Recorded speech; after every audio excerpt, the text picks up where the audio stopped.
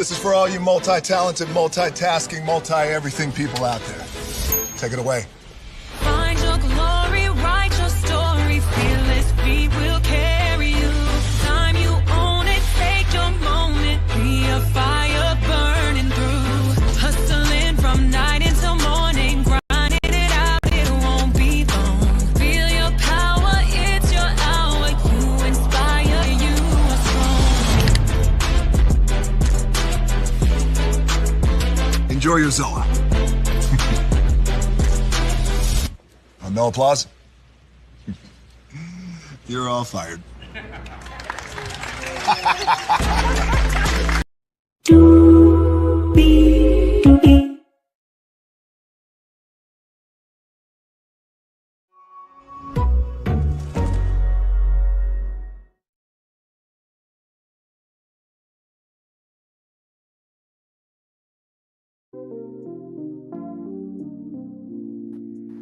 Y'all, and y'all get y'all ass in here, because we got some things to discuss, to talk about. I'm gonna need y'all help this morning, okay? I normally don't need it because I usually have my faculties together, but this morning, on this particular day, I'm gonna need y'all help.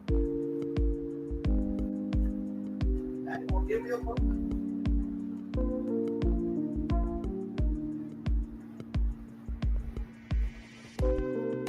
Like, legitimately, I'm gonna need y'all help this morning, because did y'all see that lawsuit?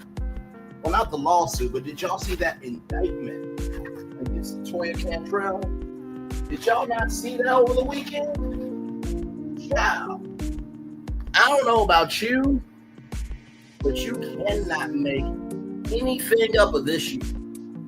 I mean, sincerely, child. We gotta talk about this morning. Because y'all know y'all usually get like a whole pre-show and stuff. But I'm like, no, we ain't got time for that today. We don't have time for that at all today. We ain't got no time for it. So, with that being said, we got Latoya Cantrell at the top of the show. We got 47 trying to pursue a crusade, but of course, you know, we do have receipts over here of him being a hypocrite, having the caucasity, the cosmocracy, the cosmagination to say otherwise, but we'll talk about that. Some big health news that you need to know about. YouTube is making a bid for something really big, one of the biggest events of the year. We'll talk about that. Shedeur Sanders made it do what it do in Cleveland, Ohio, and B.Simone. Child, I had to put you at the end because you are that tragic to be at the end. So we got 1, 2, 3, 4, 5, 6, 7 destinations for you all. Y'all, higher is waiting, low is available, but either way, we are live on tour. Let me take down this iconic intro so you can see this overlay. Child, this is what we got for y'all this morning. This is what we got for y'all this morning. Let's get to it. Higher is waiting, low is available, but either way, we are live on tour. Don't worry. I'll play the "a lot happens early" a little bit later, but we got to get to this. You see that virtual tour background? Yes, you do. You hear that virtual tour music? Yes, you do. And then there is a me. Hey, everybody. Good morning. Good morning, y'all. Man, this is some stuff right here, y'all. This is some stuff right here. I gotta tell you. And like I said, we're starting from the top of the show because we do have a lot to get to, especially with this first part. It's going to be a significant section of the show. So that's why I wanted to start off a little bit earlier than usual, because I do have some videos. And oh, buddy, ooh, we just got a lot to talk about, at least with this first section. All right, y'all, so here we go. So a year ago, right here on this channel, right, I talked about Latoya Cantrell when it came to her taking first-class flights 15 first-class flights on taxpayers' dime, right? So let me show y'all that. Because I'm flabbergasted. I am flabbergasted. I have no words. I legitimately have no words. But child, it looks like whether you're black or white, no one man or woman should have all that power. So here it is here. Show y'all this here. Right here. Okay. Braylon Lee. Right here. About a year ago, I reported on Latoya Cantrell right here. Right here. New Orleans mayor hit with ethics charges after 15 first-class flight upgrades were made on taxpayers. So here it is here. This was a year ago. Okay. This comes to us from the Associated Press, right? The Louisiana Board of Ethics charged Cantrell under a state law that prohibits public officials from receiving anything of value for their official duties. The board alleges Cantrell improperly received nearly $29,000 worth of first-class upgrades for 15 flights, 13 domestic and 2 international trips over 2 years. The Times-Picayune, the New Orleans Advocate report. The city of New Orleans travel policy states all traveling city employees are required to seek the lowest fares available or reimburse the city for deluxe accommodations. After weeks of controversy, Cantrell ultimately reimbursed the city $28,856 about a year ago. Okay, so this happened a year ago. This story right here. This happened November 11th, 2023. This is when this story came out, rather. So let's get to it. Because, child, you can't make this up. From CNN, New Orleans mayor indicted over allegations of trying to hide a relationship with bodyguard. You cannot make this stuff up. New Orleans mayor Latoya Cantrell was indicted Friday in what prosecutors call a years long scheme. Child, you know I have to do it, right? You know I have to do it. Let me just. We need Bertha in here to help us out with this one. Bertha, what are you thinking about all this? I mean, to hide a whole man out here is just, oh Lord, Bertha, what you got to say on it, child? They never got no pictures. I'm telling you a story, Mama. Well, it could have been a scheme that Todd set up for him to come to you with the booze. They never got no pictures. I'm telling you a story, Mama. Well, it could have been a scheme that Todd set up for him to come to you with the booze. They never got no pictures. I'm telling you a story, Mama. Well, it could have been a scheme that Todd set up for him to come to you with the booze. All right, so let's get back to this here. To hide a romantic relationship with her bodyguard, who was accused of being paid as if he was working when when they met alone in apartments and traveled to vineyards for wine tasting. Cantrell faces charges of conspiracy, fraud, and obstruction less than 5 months before she leaves office due to term limits. You had 5 months left, less than 5 months rather left. Ooh, Lord, the first female mayor in New Orleans' 300-year history was elected twice, but becomes the city's first mayor to be charged while in office. Public corruption has crippled us for years and years, acting U.S. Attorney Michael Simpson said, referring to Louisiana's notorious history, and this is extremely significant. Cantrell's bodyguard, Jeffrey Vapey, was already facing charges of wire fraud and making false statements. What?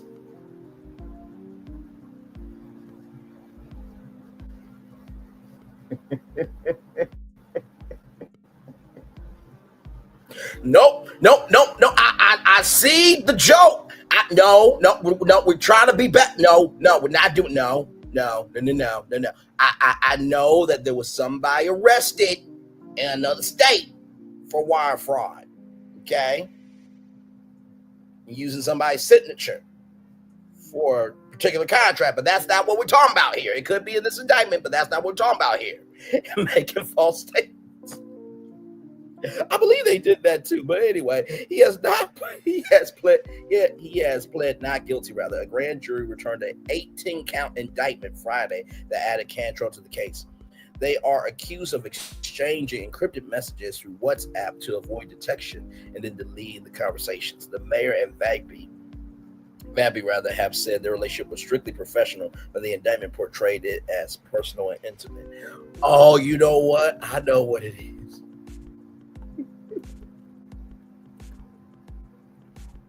I know what it is. I know what it is. Oh my God. Okay.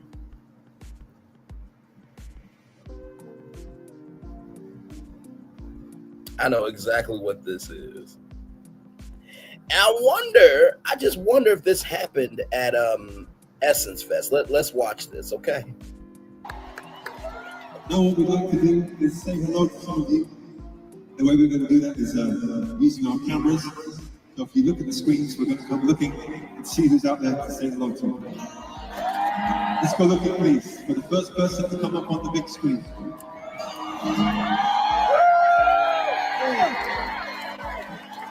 Hey! Oh, look at my beautiful brother. You're very handsome, it's true. You make me wanna say, what a sexy young king. Oh, happy birthday to you. Oh, that was so nice. That's Chris Martin. That was cool. Yeah. Oh, look at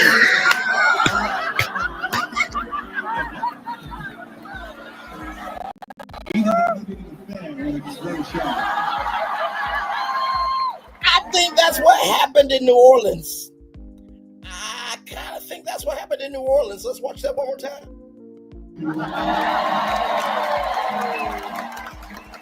Happy birthday, man. Let's keep going. Yeah. Oh, look at these two. All right. Either they're living in a fan or they're just very shy. One more time. Happy birthday to you. Happy birthday, man. Let's keep going. Yeah. Oh, look at these two.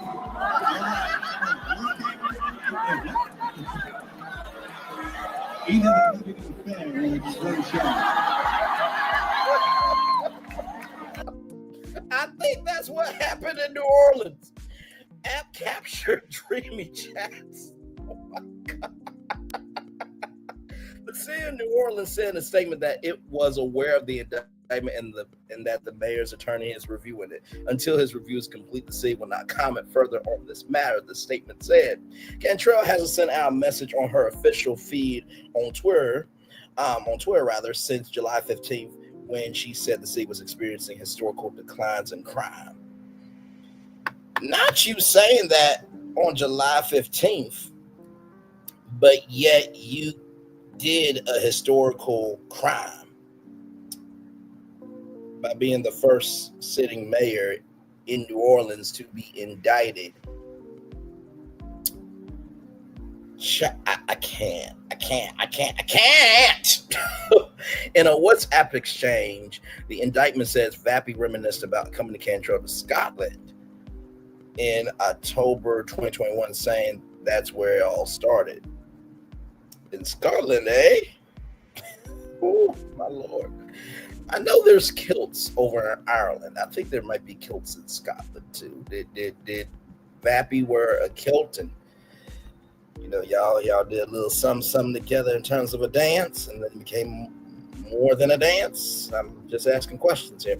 Cantrell and Vappy used WhatsApp for more than 15,000 messages, including efforts to harass a citizen, delete evidence, and make false statements to FBI agents, and ultimately to commit perjury before a federal grand jury, Simpson said. Oh, Lord, the pair met in an apartment while Vappy claimed to be on duty, and Cantrell arranged Vappy to attend 14 trips. Amen. Let's go back. Let's go back. Let's go back. Wait a minute. Now, this story came out a year ago about how the board alleges Cantrell properly received nearly $29,000 worth of first-class upgrades for 15 flights, 13 domestic, and 2 international trips over 2 years. Okay, let's keep going. The trips were described by her as times when they were truly alone. He said New Orleans taxpayers paid more than $70,000 for Vappy's travel, the prosecutor said, together on an island. Authorities cited a September 2022 rendezvous on Martha's Vineyard, which, by the way, if you don't know about Martha's Vineyard, learn your Black history. I had no idea until I actually did my research. A trip Cantrell took instead of attending a conference in Miami. Vappy's travel to the island was covered by the city to attend a separate conference. The times when we were truly traveling is what spoils me the most, the mayor wrote to him that month. Simpson said Cantrell lied in an affidavit. She activated a function on her phone that automatically deleted messages in 2021 when she really didn't activate that feature until December 2022, 1 month after the media began speculating on the pair's conduct. When a private citizen took photos of the pair dining together and drinking wine, Cantrell filed a police report and sought a restraining order, Simpson said. Vappy retired from the police department in 2024. Now, here's the thing, right? The restaurant that y'all ate at was in public. Okay, now let me show y'all the picture here.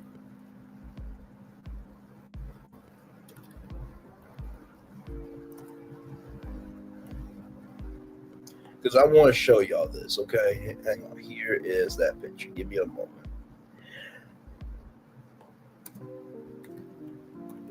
Okay, here we go. So this is the picture right here, okay? This is the picture right here. So this picture right here was photographed, right? And we're gonna get to that person who took that picture a little bit later on, but that's the picture. That's a public restaurant. Of course you would be you're the mayor. Hello? Like the hell? Jesus Christ. Mayor has her defenders. Oh, I'm sure she does. Cantrell and her remaining allies allege that she's been unfairly targeted as a Black woman and held to a different standard than male officials for executive power sabotage. Simpson, however, shook off claims that race and gender played a role in the investigation. It's irrelevant that it's romance or that it's female, he told reports, and that the allegation. Cantrell, a Democrat, has clashed with city council members during a turbulent second term and survived a recall effort in 2022. This is a sad day for the people of New Orleans. Monette Brignac, a spokesperson for City Council President J.P. Morrell, said as news of the indictment spread. In 2014, former New Orleans Mayor Ray Nugent was sentenced to 10 years in prison for bribery, money laundering, fraud, and tax crimes.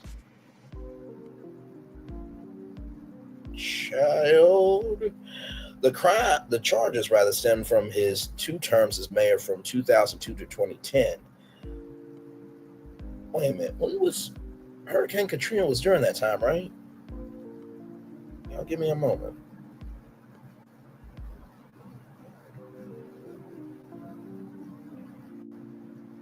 When was Hurricane Katrina?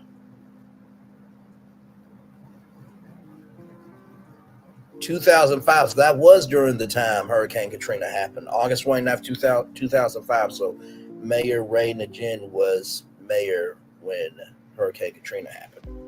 He was granted supervised release from prison in 2020 during the COVID-19 pandemic. As she heads into her final months of office, Cantrell has alienated former confidence and supporters, and her civic profile has receded.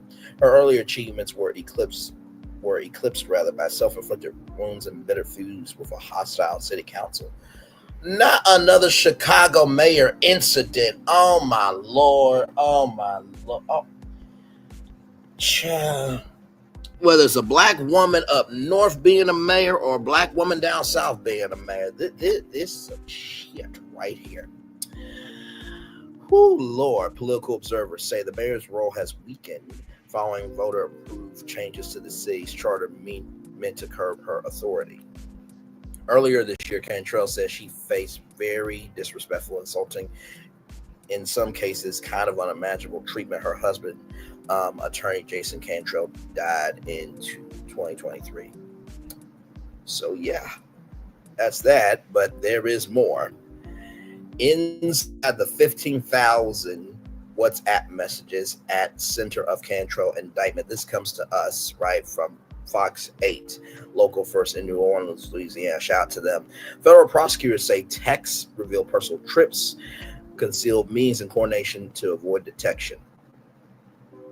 From New Orleans, WVUE,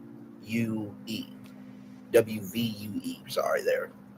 Yes, right there. Okay, prosecutors say encrypted WhatsApp messages between Mayor Latoya Cantrell and former New Orleans Police Department officer Jeffrey Vapey are key evidence in a years-long fraud and obstruction scheme in alleged superseding federal indictment. The filing claims the pair exchanged more than 15,000 messages, pictures, and audio clips in an 8-month period.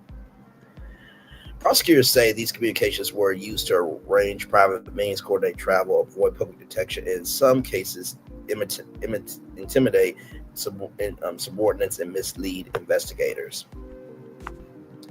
So examples in the indictment include planning a San Francisco trip and Napa Valley detour. Cantrell, San Francisco is April 6th through the 8th. We return on the 8th and stay in the apartment, or return on the 9th. Prosecutors say after agreeing, they allegedly extended the trip to Napa Valley wineries. Vapey reported a 15-hour workday.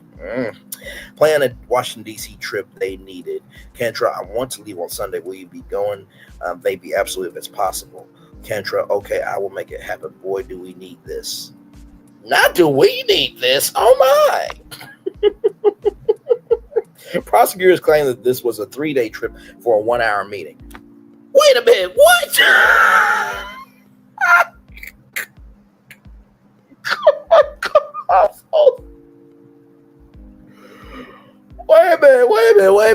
Wait a minute. A 3-day trip for a 1-hour meeting.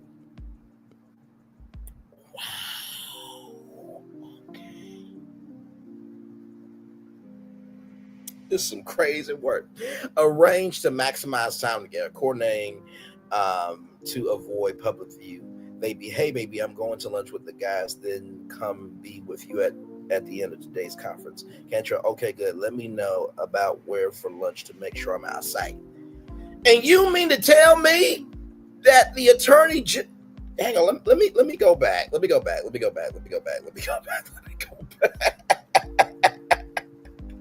Because I simply cannot do this.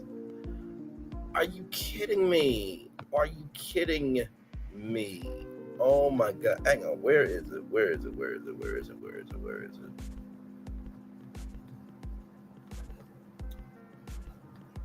Because that is just crazy work. Wow. Give me a moment, y'all. Like, so this happened Friday, right? All this, right? Wow. So basically, it was said that until the attorney can talk about it, they can't really say anything on it, which I thought I just read in the CNN article.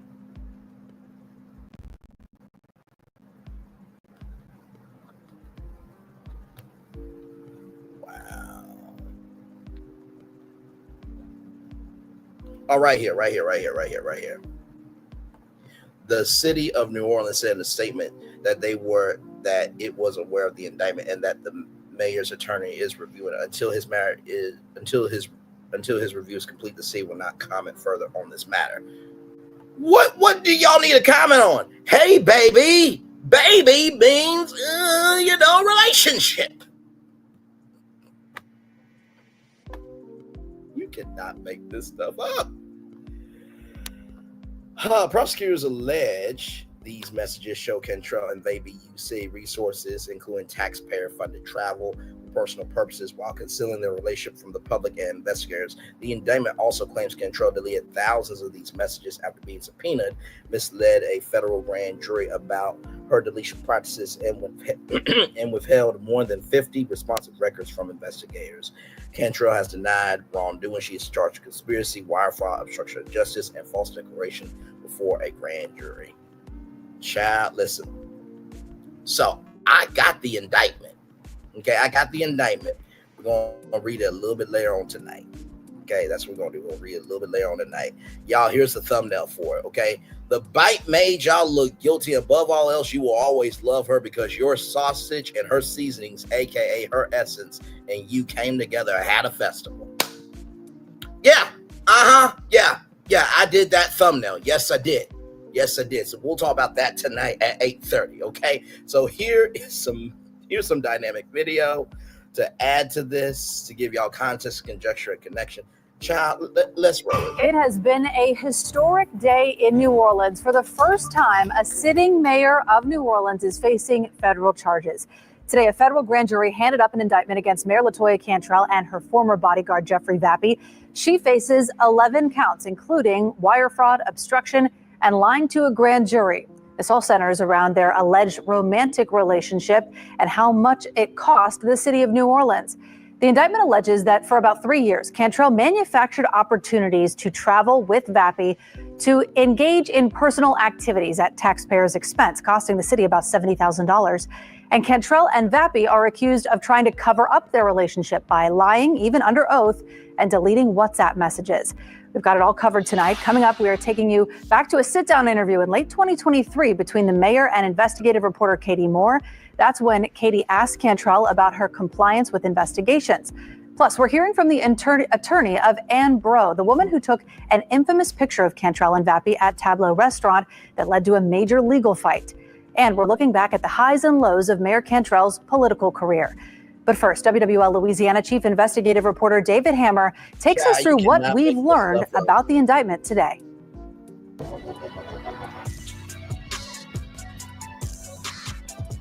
Shout out to Good Sport, by the way. 3 times the electrolyte right there. Natural powerful hydration. Here we go. A federal grand jury charged New Orleans Mayor Latoya Cantrell with conspiring with her former bodyguard, Jeffrey Vappy, to commit wire fraud and cover up an affair for years while both were married. That includes allegedly charging city taxpayers $70,000 for Vappy's expenses during trips together. And Cantrell allegedly deleted thousands of WhatsApp messages and then lied to a federal grand jury under oath about it. Acting U.S. Attorney Michael Simpson says this prosecution isn't about Cantrell and Vappy's alleged affair. Did you take pause at all about bringing criminal charges that at the heart are based on a romantic relationship, especially with the first woman mayor of the city of New Orleans? To me, it's irrelevant that it's romance or that it's female. What is relevant is that it is an incredible breach of the public trust. It's an incredible betrayal of people's confidence in their own government, and it's a violation of innumerable federal criminal laws. Now, I just want to pause this here for a second, because as that white man said that, I'm just like, so what about the motherfucker that's in the White House? Now, listen, right is right and wrong is wrong, but there's a white motherfucker in the White House. There's a white fuck in the White House that utilized campaign funds to pay off Stormy Daniels, and the allegations of him raping E. Jean Carroll in a public dressing room in New York City was substantially true, said by a U.S. federal judge. He can't serve on a New York board for 3 years. And not to mention, too, he and Jeffrey Epstein had a 17-year-old on the casino floor, along with many other different things. And he's been impeached twice. But he can be president, though? Okay, I just want to make sure we're all on the same page here. Let's keep going. Former federal prosecutor Matt Chester helped convict former Mayor Ray Nagin in 2014. There are serious allegations in here. There are allegations of falsification of documentation to get city money. There are allegations of lying to a federal grand jury, lying to federal law enforcement. But at its core, those lies, those activities were about hiding the illicit relationship. A 2018 state case in Tennessee also involved the first female mayor of Nashville spending the public's money on an affair with her bodyguard. An associate allegedly warned Cantrell about that in 2022, and she texted back, "Don't accuse me." Dave? On or about April 4th, 2022, Cantrell told her associate, "Please don't accuse me," in response to a text message telling Cantrell it's a felony to have your lover be paid for work and half his travel paid by the city. That Nashville mayor had to pay back like $50,000 and serve 3 years probation. She is done. Don't let this be your path, Latoya.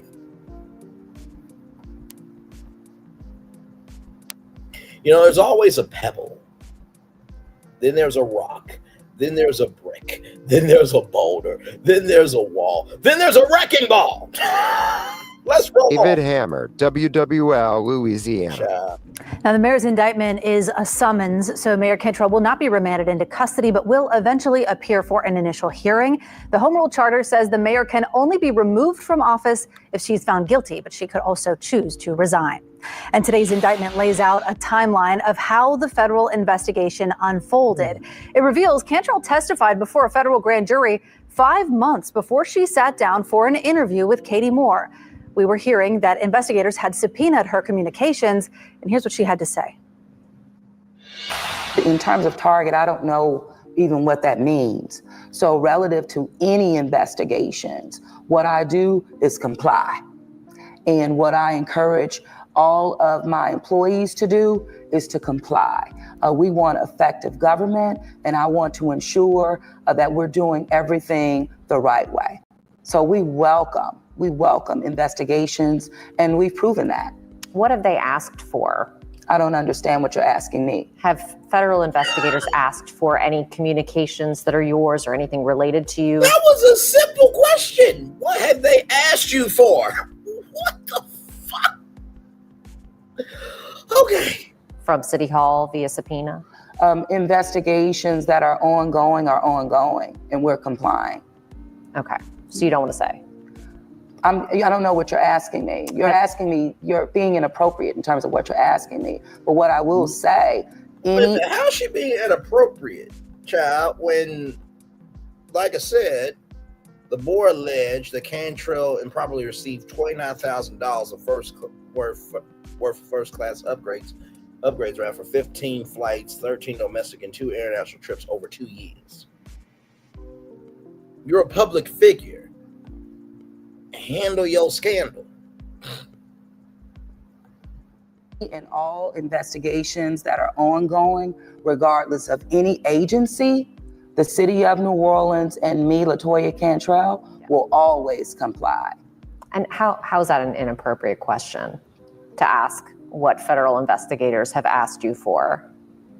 I'm sorry? How is it an inappropriate question to ask? If you can you can hear. What federal investigators have subpoenaed?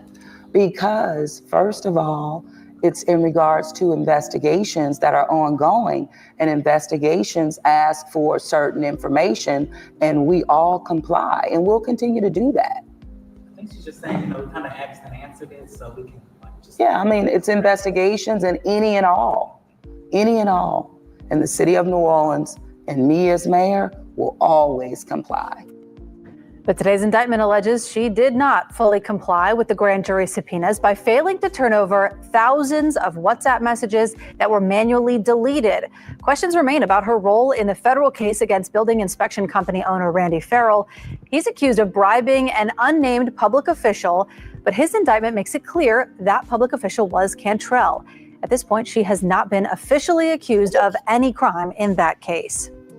One of the mayor's former neighbors in the Pontalba was already suing her in federal court for civil rights violations.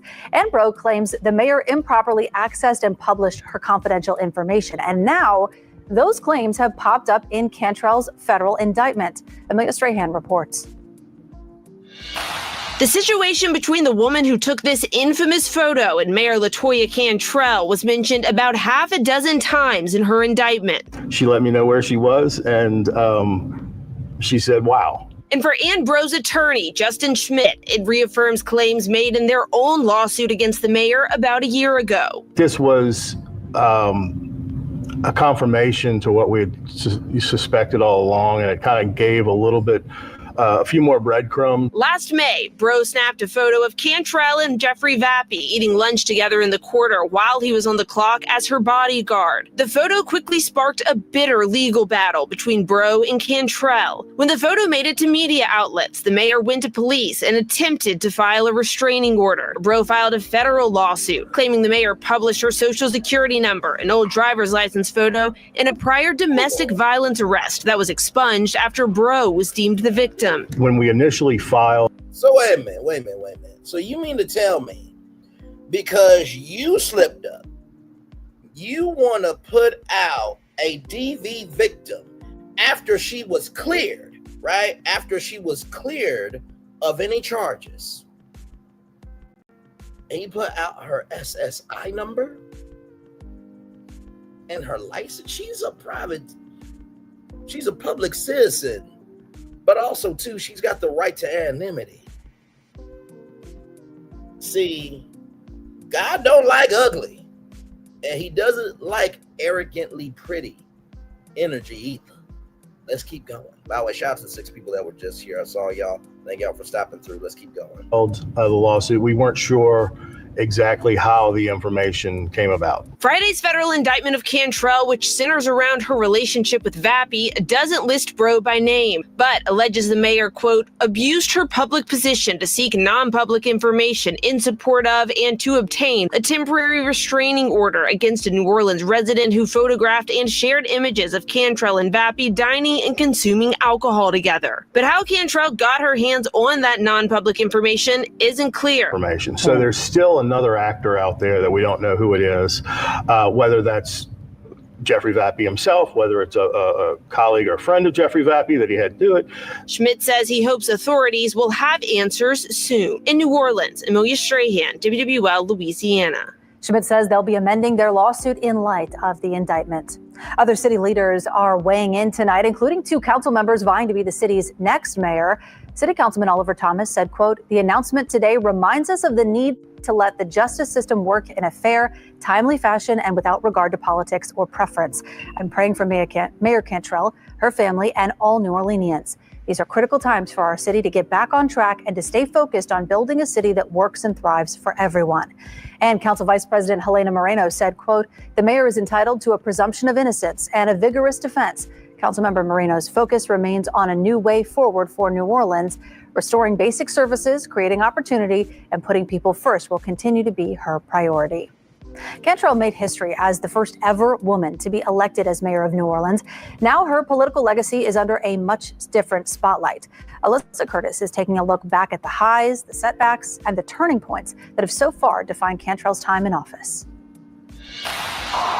Latoya Cantrell made history as the first woman to be elected as New Orleans mayor and the first non-Louisiana native to do so in 50 years. Her rise to the city's top political position started out in Broadmoor. Cantrell's popularity rose as a neighborhood leader after Hurricane Katrina. The neighborhood associations reached the zenith of their political influence because their leaders started winning city council seats, and Latoya was one of the first to do that. From there, she was elected to the District B seat on City Council.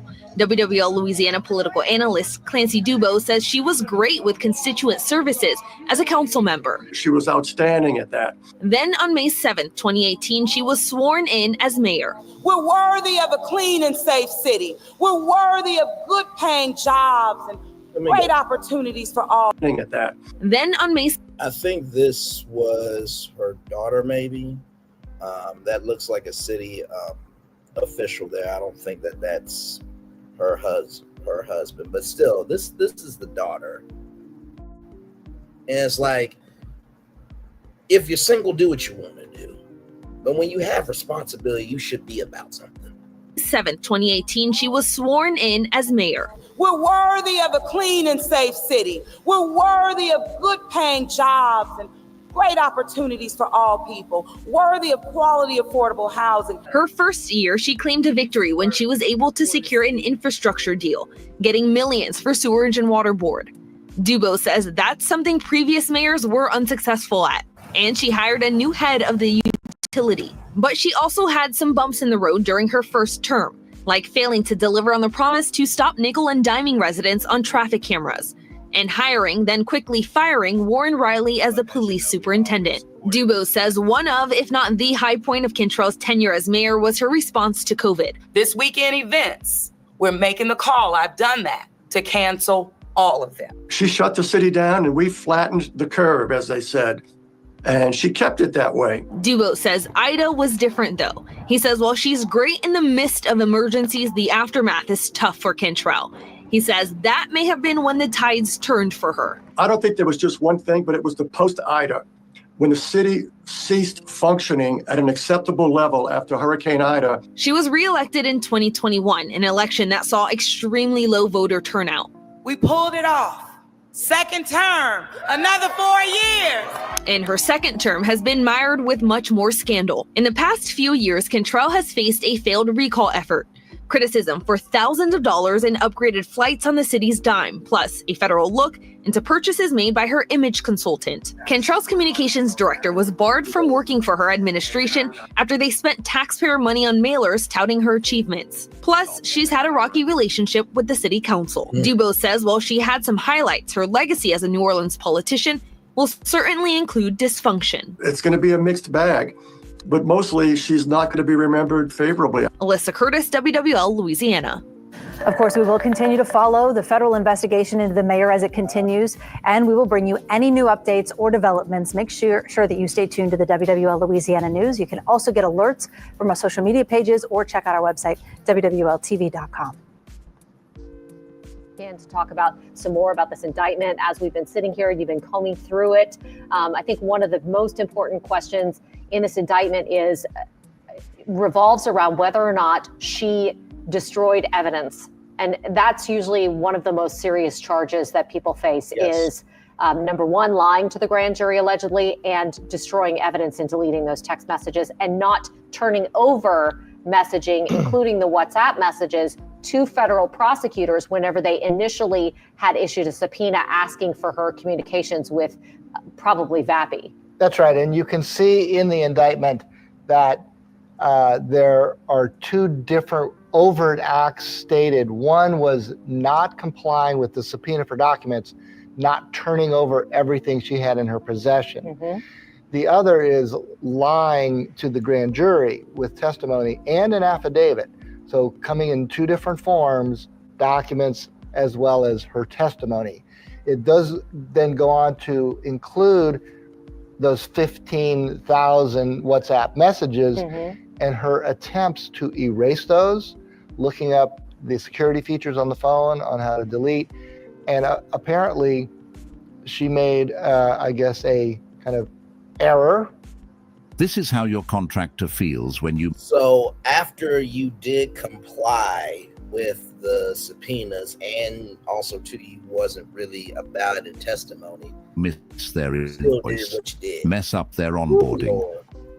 many of us are tech novices when it comes to figuring out the details of the apps on our phones. And she, I guess, went ahead and activated something that would delete WhatsApp messages, not realizing that it doesn't go back in time to delete prior messages, many of which are quoted and cited in this indictment. Yes, and then it goes on to say that she went on to delete thousands of messages that were included in WhatsApp manually after, enacting that feature that allows you to automatically delete those messages. And I'm not sure if we have the interview that I did with Cantrell queued up several years ago when we first started hearing about federal investigators asking for those communications. She had a very lengthy response to my questioning about it. Do we have that interview that we can queue up and show to people? We're going to get that in just a minute. But and while we're waiting for that, and that was one of the last extensive sit-down interviews that the mayor has done. She's been largely out of the public eye. Those Wednesday press conferences in which she would hold, forth and answer all questions have long been abandoned. Yes. Now, in light of this, and not just the 11 counts against her, but the nature that goes into, I'll just read one of these regarding the messages. Quote, Vappy and Cantrell repeatedly said they loved each other and discussed their physical and intimate relationship. So my question for you and anyone in the media is, how does she present herself to the public in any form in light of what we're reading in this indictment? I think that is a great question. And doing the city's business after allegations like this released in a federal indictment of a sitting mayor would make it extremely difficult, I would imagine, to continue doing the city's business to the level that I think the citizens and taxpayers would expect. Now, maybe she can, maybe she's thinking, these are false allegations, that she, again, was doing the city's business, doing the city's business in all of these 14 trips that she's, accused of taking with Jeffrey Vappy for personal reasons on the public dime. Maybe she will just continue to proclaim her innocence and continue to work. I mean, I think there are a lot of questions that we haven't been able to ask her in particular, and that I think, the residents of New Orleans are going to expect to hear from her soon. And we have seen the pattern of her behavior is combative when she has clashed with the city council over things like travel, over the Pontalba apartment. She's things listed in this indictment. She has often doubled down and taken a combative stance. It becomes much more difficult when some of those things are now part of a federal indictment. And obviously she must choose her words much more carefully, probably on the advice of her defense attorney. Just getting out there and stating that something was official business and defending a trip is going to be scrutinized by federal authorities. They themselves said this is an ongoing investigation and invited any additional information for people to come forward and produce that. Again, when Jeffrey Vappy was initially indicted over a year ago now, some of the allegations in that indictment included Vappy searching for information about the Nashville mayor who had been indicted for stealing from the citizens of Nashville and traveling, having an affair on the public dime. Wait a minute. So Jeffrey Vappy, the person who's been indicted in this, along with Mayor Cantrell, or really ex-Mayor Cantrell at this point, there's no way in hell she can keep, being the city's mayor. City of New Orleans mayor at that. You mean to tell me that he did research into the mayor of Nashville that did this crime that now they got a federal indictment for? So Vappy, over a year ago, this indictment claims, was searching for information about that, allegedly because there were similar things going on here. That's at least what this indictment alleges, that there were similar things going on between him and the mayor. And so that's what we're looking at now. And, we've heard the cliche so many times before, it's not the crime, but the cover up sometimes it looms even larger. Yes. And look, just going back to the original charges on Vappy of wire fraud for claiming hours and getting paid by the city, for work that the federal government now says was carrying on this affair. Those charges are repeated in this superseding indictment. So there is that there. We do have more here. Let's make it do what it do. New Orleans Mayor Latoya Cantrell and her former NOPD bodyguard Jeffrey Vappy face an 18-count indictment. It accuses Cantrell and Vappy of conspiracy, wire fraud, and lying to a grand jury. This is the first time in New Orleans history a sitting mayor faces federal criminal charges. Sabrina Wilson takes a look at the history of other American mayors who faced indictment while in office. The indictment of Mayor Latoya Cantrell, a historic development and a city 384,000 people call home. Never before has a sitting New Orleans mayor faced criminal prosecution. In the months before the federal grand jury handed up the indictment, Cantrell responded to questions about whether she'd received a target letter from the feds. I've been a center of countless investigations, right? And I have always complied, and that's what I'll continue to do.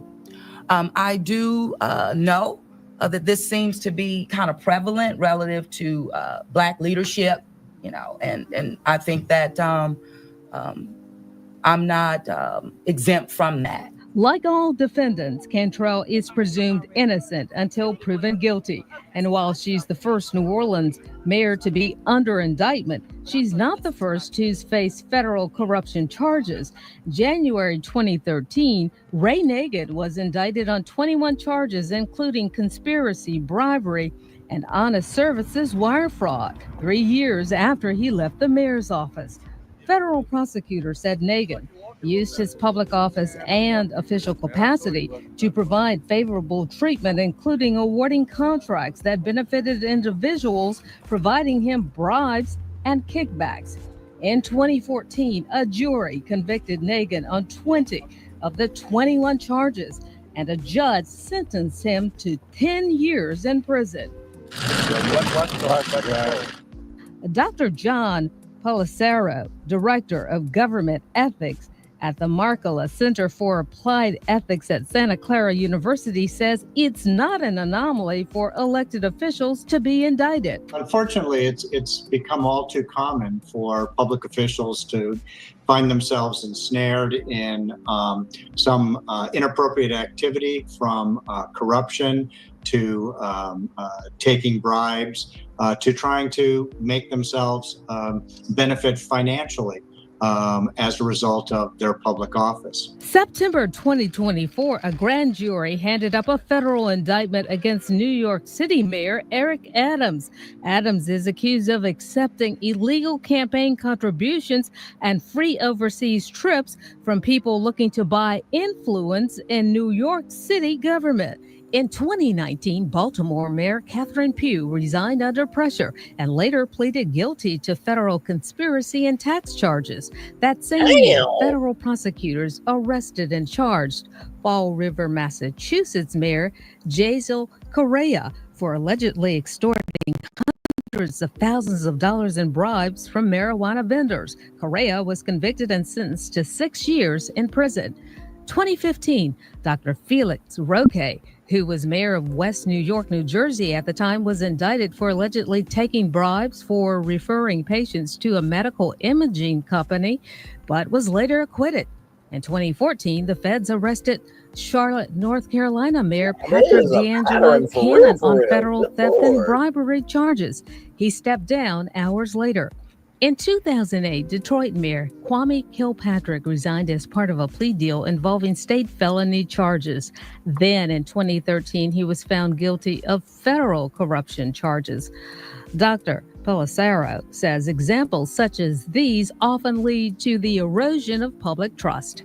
It really serves to undermine the confidence that people have in their government, and it has a corrosive impact on trust in government. So ethically, the acceptance of a public office comes with it the duty to serve the public interest. And that's an ethical duty, to be looking out for the common good and what's in the interest of the public as a whole and not looking out for a private or financial interest while serving in office. He says it's important for voters to pay attention. Informed voter is an ethical voter because they're able to take their knowledge about the strengths and weaknesses of candidates and what their positions are on issues and whether they are engaging in an ethical posture toward campaigning and political communications.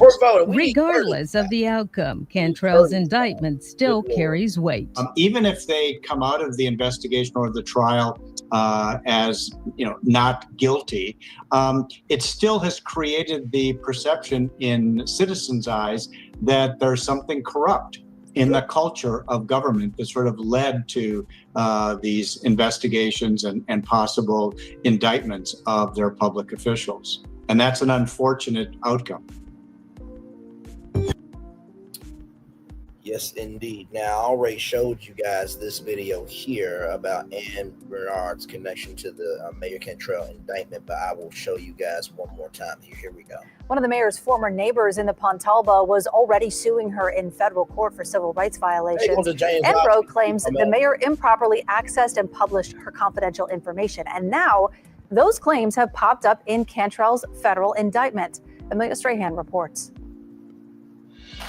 The situation between the woman who took this infamous photo and Mayor Latoya Cantrell was mentioned about half a dozen times in her indictment. She let me know where she was, and she said, wow. And for Enbro's attorney, Justin Schmidt, it reaffirms claims made in their own lawsuit against the mayor about a year ago. This was lawsuit. This is Ann right here. And look, Ann looked like she could take somebody. Take somebody's man, okay? Listen. Against the mayor about a year ago. This was a confirmation to what we had suspected all along, and it kind of gave a little bit, a few more breadcrumbs. Last May, Bro snapped a photo of Cantrell and Jeffrey Vappy eating lunch together in the quarter while he was on the clock as her bodyguard. The photo quickly sparked a bitter legal battle between Bro and Cantrell. When the photo made it to media outlets, the mayor went to police and attempted to file a restraining order. Bro filed a federal lawsuit, claiming the mayor published her social security number, an old driver's license photo, and a prior domestic violence arrest that was expunged after Bro was deemed the victim. When we initially filed the lawsuit, we weren't sure exactly how the information came about. Friday's federal indictment of Cantrell, which centers around her relationship with Vappy, doesn't list Bro by name, but alleges the mayor, quote, abused her public position to seek non-public information in support of and to obtain a temporary restraining order against a New Orleans resident who photographed and shared images of Cantrell and Vappy dining and consuming alcohol together. But how Cantrell got her hands on that non-public information isn't clear. So there's still another actor out there that we don't know who it is, whether that's Jeffrey Vappy himself, whether it's a colleague or friend of Jeffrey Vappy that he had to do it. Schmidt says he hopes authorities will have answers soon. In New Orleans, Amelia Strahan, WWL, Louisiana. And here is this press conference right here. Let's refresh that there so y'all can see it. I'm going to play just a little bit of it.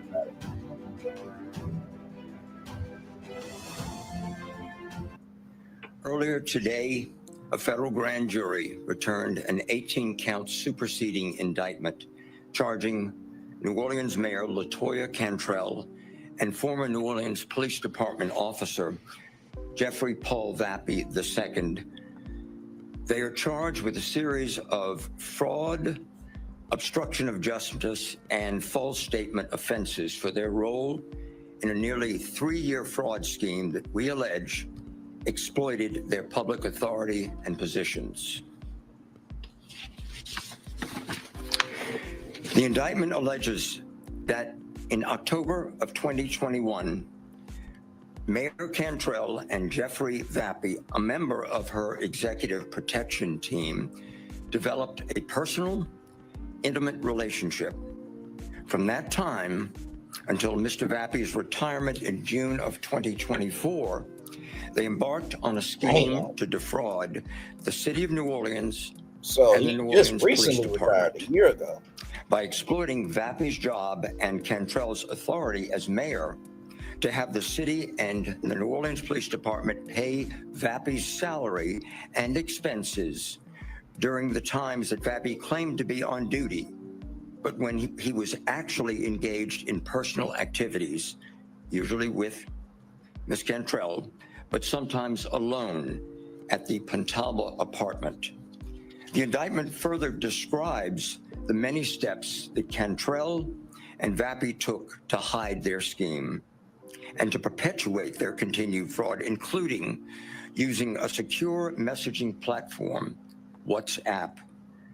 Specifically, Cantrell and Vappy used the WhatsApp platform to exchange over 15,000 messages, pictures, and audio clips in an 8-month period. They also used WhatsApp to intimidate subordinates, to harass a citizen, to lie to colleagues and associates, to delete evidence, to make false statements to FBI agents, to give the government an affidavit signed under oath that contained numerous false statements, and ultimately to commit perjury before a federal grand jury, all for the purpose of distracting and impeding inquiries and investigations into their activities, including a federal grand jury investigation. So I'm gonna leave that. I think you guys got the gist of it. If you want more intel on this story, I got the links in my description box below, okay? Because we do have more Brains Virtual Tour Live coming up right from the space right here, right now. And boy, this next story you definitely need to be on alert for. Check this out. 47 says he will lead movement to end mail-in voting. Let me say that again 2 more times. 47 says he will lead movement to end mail-in voting. 47 says he will lead movement to end mail-in voting. Here we go. President 47 on Monday wrote in a post to his social media platform that he will lead a movement to get rid of mail-in ballots and voting machines, claiming without providing evidence that they lead to voter fraud. I'm going to lead a movement to get rid of mail-in ballots. Also, while we're at it, highly inaccurate, very expensive, seriously controversial voting machines, which cost 10 times more than accurate, sophisticated watermark paper, which is faster and leaves no doubt at the end of the evening to who won and who lost the election. 47 wrote in his social media post.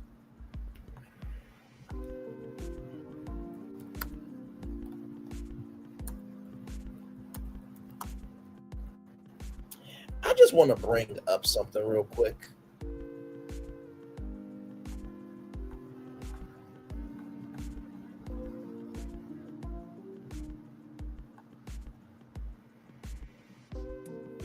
Just want to bring this up.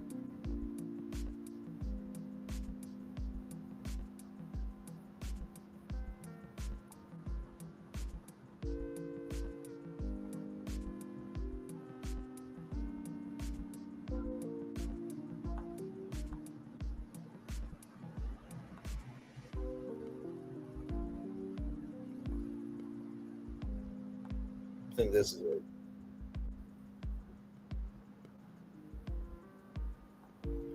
So this clip right here that I'm about to pull up for you guys right here, this clip right here.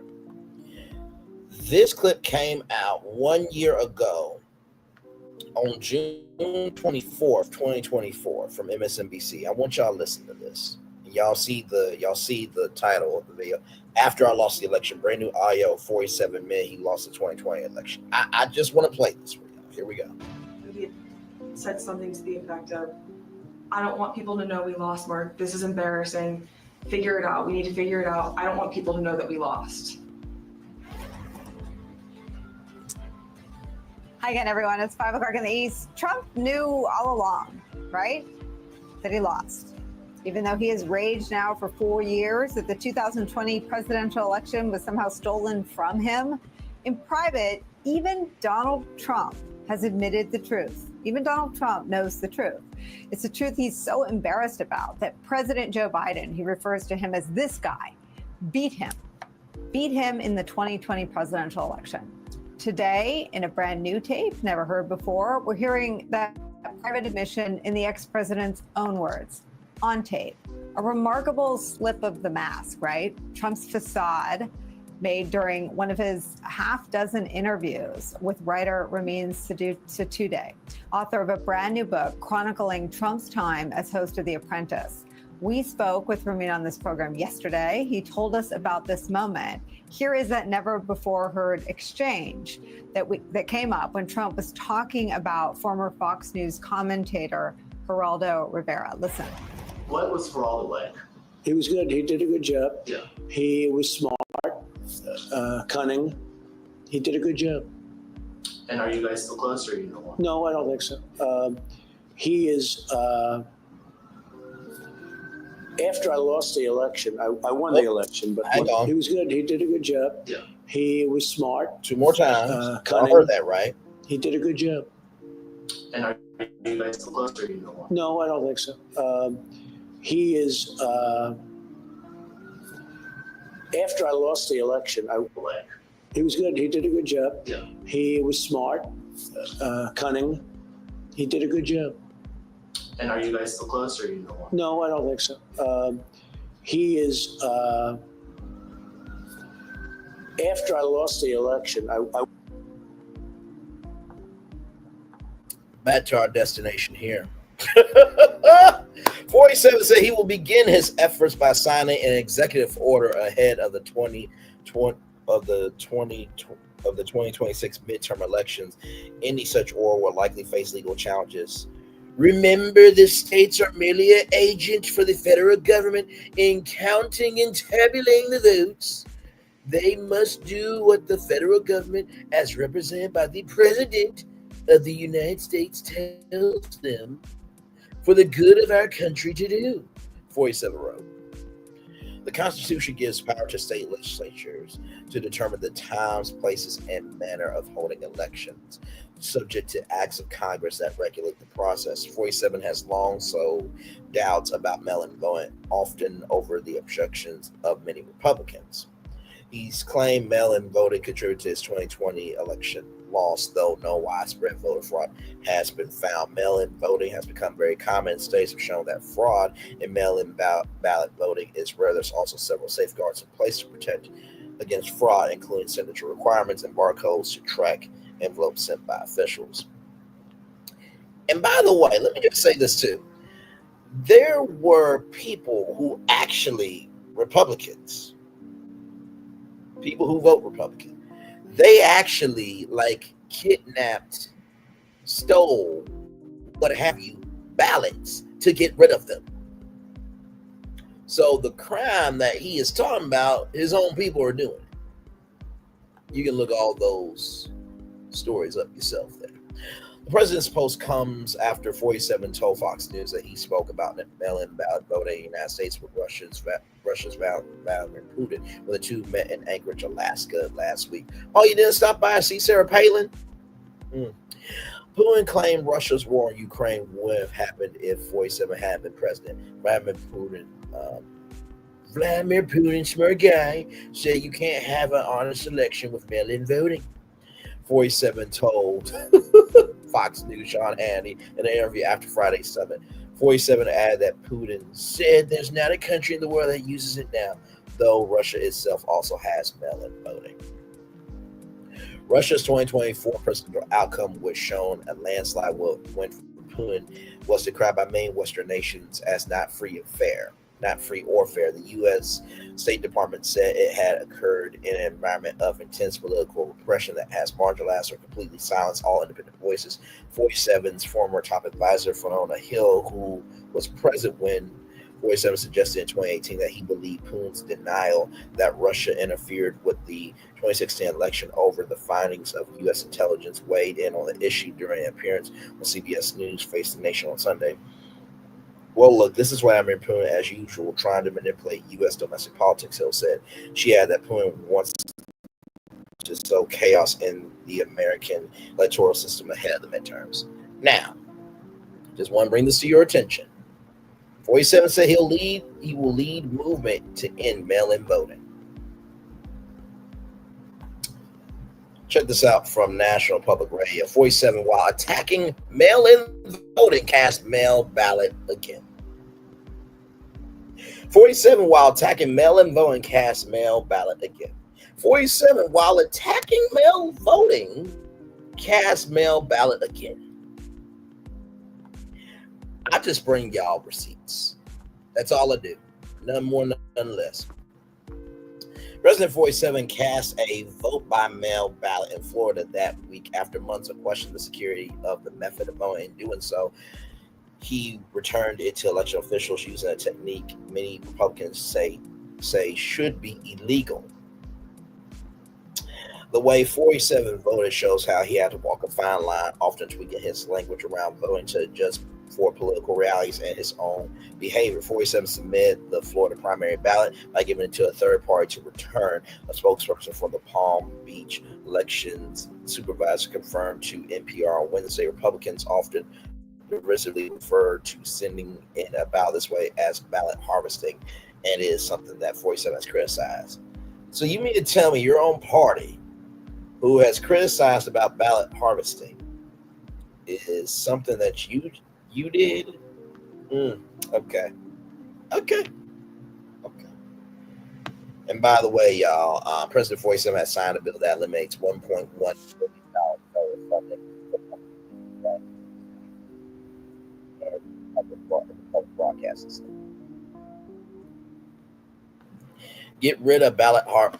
It's rampant with fraud, he tweeted in April. House Republicans recently introduced a bill to force states, which are generally allowed to establish their own rules around voting, to make the practice of turning a non-family member's ballot illegal. Democrats, who often refer to the practice as community ballot collection, mostly see it as helpful for vulnerable populations. One person turning in all ballots for a nursing home or housing complex, for instance, they're suing to allow it in a number of states as part of legal battle to make voting rules more flexible across the country in response to the pandemic.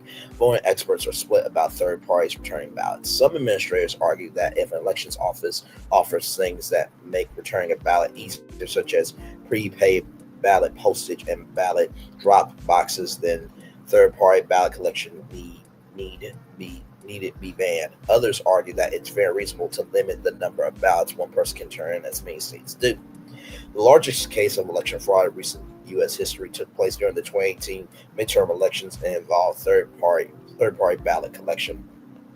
GOP operative illegally collected and potentially tampered with ballots in a U.S. House race in North Carolina, eventually leading state authorities to overturn the election results. And if you remember, we talked about a county in New York that is recounting the votes in the election itself and for, local seats as well. We covered that here on Virtual Tour Live, Brainley's Virtual Tour Live, that is. Amid fears of slow down mail service, 47's use of a third party to turn his ballot will surely be used by Democrats who point out that the practice allows voters to avoid using the mail for ballot return, but can still be convenient and secure in some cases.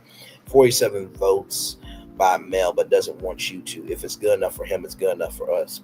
Tweeted Kamala Harris, the Democrats' vice presidential nominee that week. More broadly, it's another example of 47 or someone in his orbit using a ballot they received in the mail. The Washington Post counted 16 such instances in an article this summer. The American Civil Liberties Union launched an ad campaign highlighting how 47 and members of his administration have voted by mail while fighting efforts to expand the practice for others.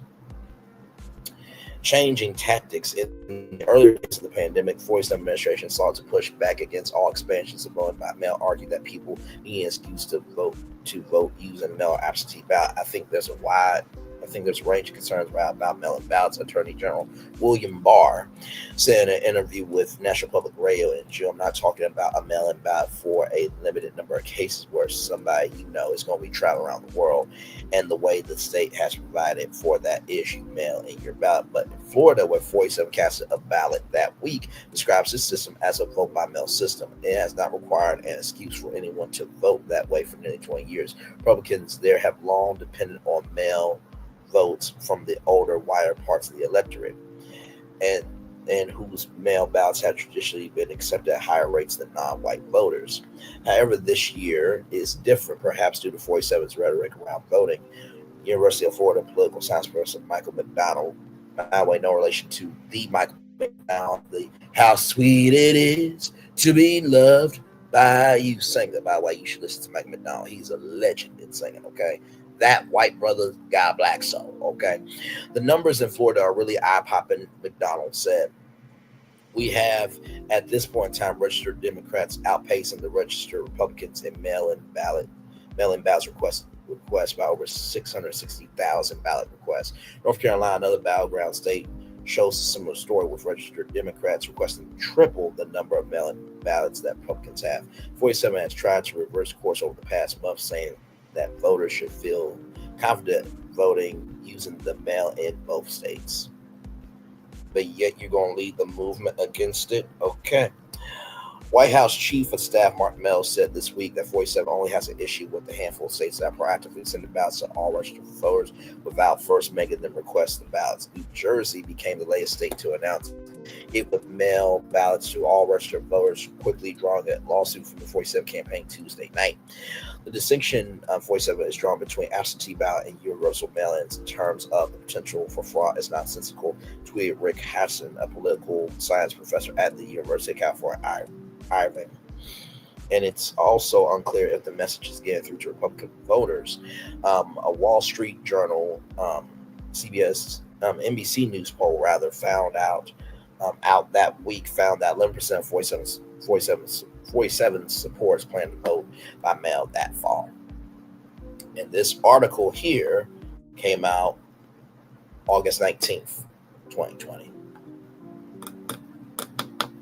I just bring you the news, ladies and gentlemen. All right, y'all. More Brainley's Virtual Tour Live coming up right from this space right here, right now. From the Los Angeles Times, courtesy of Yahoo News.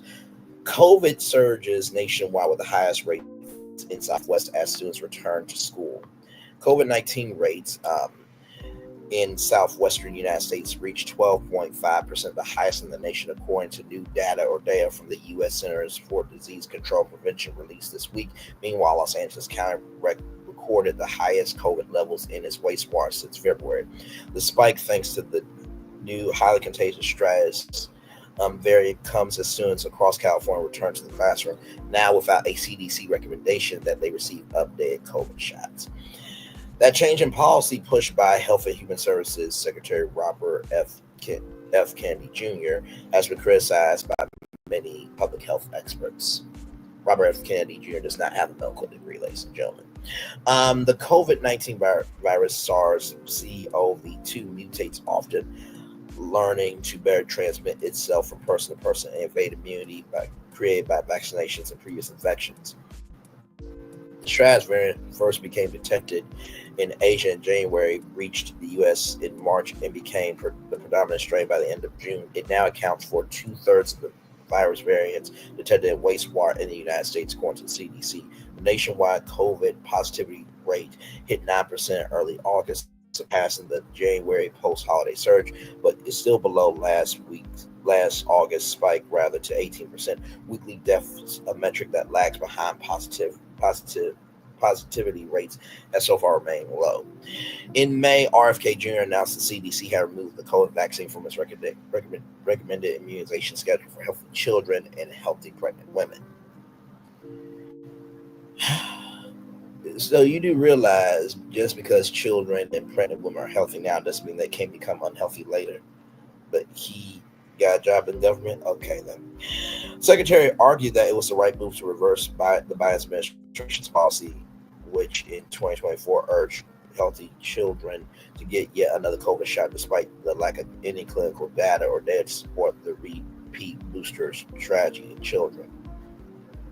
That statement promptly spurred a lawsuit from a group of leading medical organizations, including the American Academy of Pediatrics, the American College of Physicians, and the American Public Health Association, which argued the baseless and uninformed decision violated federal law by failing to ground the policy on the recommendation of the scientific committee that looks at immunization practices in the United States.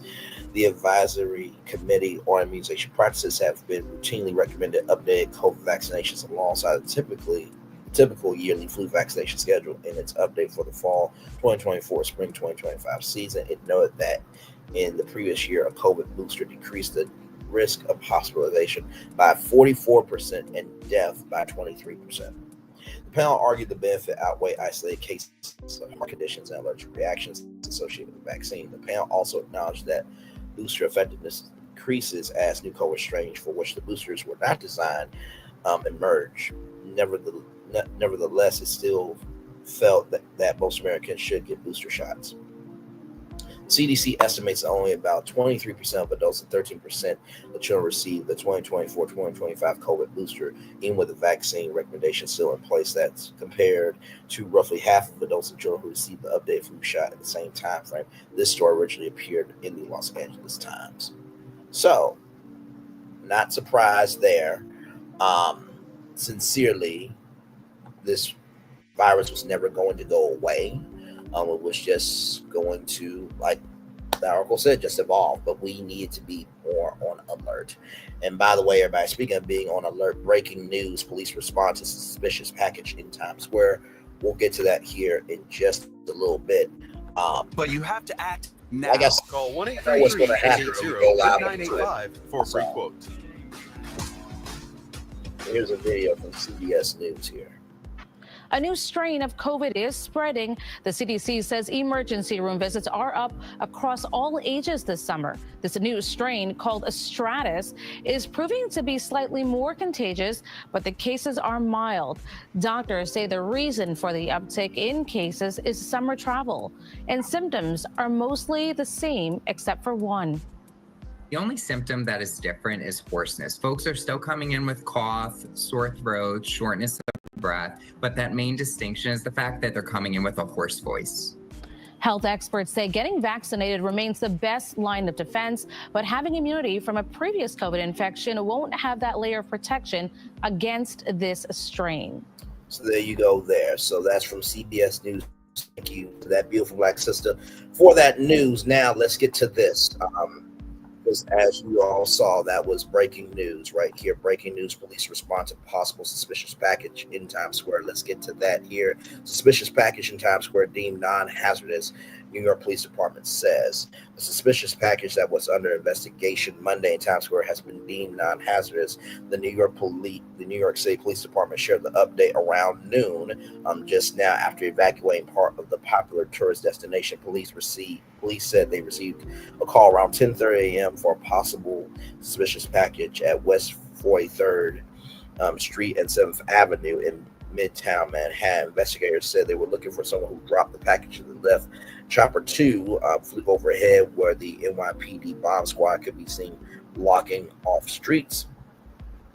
As people were asked to avoid the area, the streets have started to reopen, but drivers should expect delays. Check back soon for the latest updates on this developing story. So, some breaking news there. All good in Times Square. Now back to this here.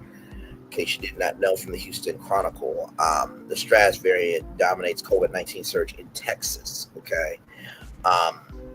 COVID-19 cases are surging in Texas just in time for back-to-school season, according to wastewater samples taken last week. What do experts recommend with cases on the rise? Here's what's to know about the latest variant, how to protect your health. Are COVID cases surging in Texas? Yes. The viral activity level in the state's wastewater last week was classified as very high, far outpacing national and regional averages, according to data released Friday by the U.S. Centers for Disease Control and Prevention, the CDC. The data included wastewater samples from the Houston area, with multiple sites in Harris, Montgomery, and Galveston counties reporting very high viral levels. Now, if you're wondering, Galveston, that is a cruise port. Okay, just want you guys to know that. And of course, for Hurricane Aaron, It is at category 4, but it looks like it's weakening. I saw that this morning right before I got on tour with all of you. Okay.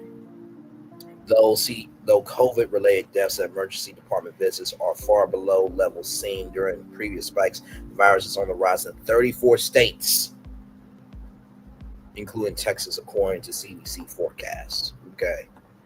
So, yeah, that's happening in 34 states.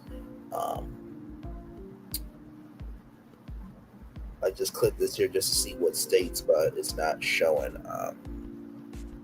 Okay, here we go. Here we go. Here. So the dark purple is growing. So that is most of the country. The light purple here is likely growing. The gray means not changing. The blue green or the teal or turquoise is likely declining. The dark green is declining, and then white is not estimated. But as you can see there, as of August 12th, 2025, we estimate that COVID-19 infections are growing or likely growing in 34 states, decline or likely decline in 0 states, and not changing in 14 states. Right there, 97.95% growing. That's the probability of the COVID pandemic growing. Okay, so this is not to scare anybody. Information is a powerful tool and a dangerous weapon. This comes from the CDC. Okay, so this is government information. Okay, now listen, I know some of all y'all can do is cover that one damn show, but there are bigger things afoot. Okay, all right, let's move on. The late summer surge is particularly concentrated in the South and West. In the Southwest region, that includes Texas, test positivity rose to 11.4% over the past 2 weeks, up from 7.6% the 2 weeks prior. Texas had the second highest rate of COVID diagnosis among people who visited the emergency department last week at 2%. The CDC reported that marked a 17% increase from the week before. Which COVID variants are going around? The XFG strain, nicknamed Stratus, is a predominant variant currently circulating. It has been on the rise since May in the United States and comprised 65% of variants in circulation as of August 9th, according to the CDC. The second most prominent is LP81.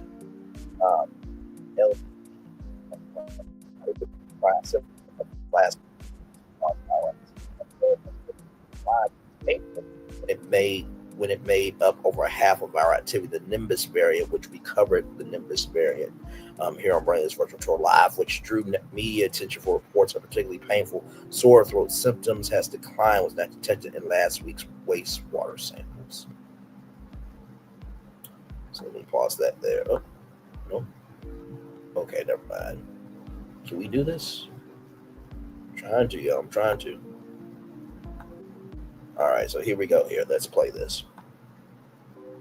This is from WKR in Nashville. A new study shows a rise in COVID-19 cases during the summer. Johns Hopkins researchers say human behavior plays a major role. So increased travel, spending more time indoors where it's cooler could lead to more exposure to a virus. Doctors are also warning of 2 new strains of the disease called Nimbus and Stratus. They say these variants are not as severe as other strains. If you do start experiencing symptoms like chills, body aches, or vomiting, even shortness of breath, you should visit a doctor. Okay. Thank you, WKR in Nashville, for that. What are the symptoms of COVID? COVID symptoms can include fever or chills, coughing and shortness of breath, sore throat, runny nose, fatigue, muscle headaches, loss of taste or smell, nausea, and diarrhea, according to the CDC. The agency has not published symptoms specific to the XFG variant. The XFG strain does not appear to be more severe than previous COVID variants, and approved vaccines are expected to be effective against it, according to the World Health Organization, or WHO. How can you protect yourself from COVID? The CDC recommends that everyone takes precautions to avoid contracting COVID, including staying up to date on vaccines, practicing good hygiene, gathering outdoors when possible if you feel sick. I